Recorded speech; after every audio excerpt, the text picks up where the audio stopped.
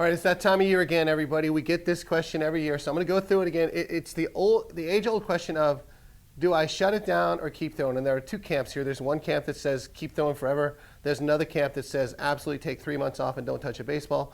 I think the real solution is somewhere in the middle, and it comes down to understanding how your body heals itself after you throw. So the season ends, you stop throwing, and then what happens is in the platelets of your blood, you have these cells called undifferentiated mesenchymal cells, UMCs.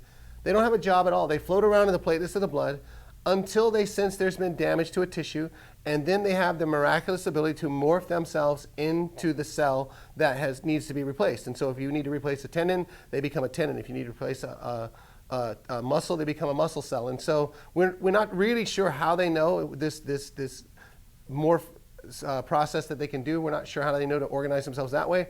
We think it's some sort of chemical signal, but we do know that once they get there, they need a mechanical signal to tell them the order that they need to align themselves in. You see, there's this law in physiology called Davis's law, which says that all tissue aligns itself to resist the stresses under which we place it. So without any stress at all, the tissue will organize randomly like a plate of spaghetti noodles you left in the sink all night. And now you have to spend the rest of the offseason, as soon as you start ramping up, you have to break that loose. And I think that's why we see so many injuries early in the on-ramping period, is because the tissue is completely disorganized and the on-ramping is too steep.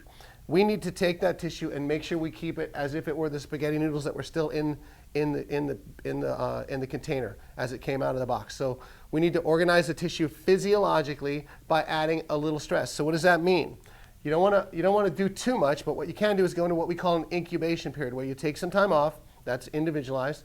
And then during that time, you keep the tissue organized with a mechanical signal. Throw in the training sock, throw a football, throw lightly, maybe 2-3 days a week, but keep the tissue organized always. Start from the end and work backwards. When do you need to be hot again? And then use the calendar, work yourself back. Give yourselves 2 or 3 weeks of incubation, 4 weeks, whatever it is, and then but make sure you allow around 8 to 12 weeks for a gradual on-ramping until you're at peak level when the season starts, or at peak level when you need to start adding velo if you're one of those guys who needs to add some velo in the off season. Make sure you give yourself adequate time. Okay? Allow about 8 to 12 weeks, and then what about lifting? Well, most guys when they shut down, they just go lift.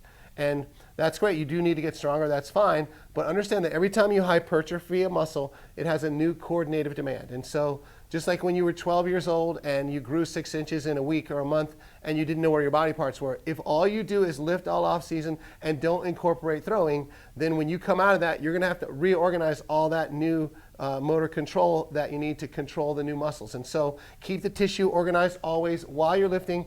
Keep throwing gradually, lightly. Give yourself that on-ramping period. Keep the tissue organized always, physiologically and neurologically. So we don't think you should completely shut down. I think there's a hybrid in between that works best.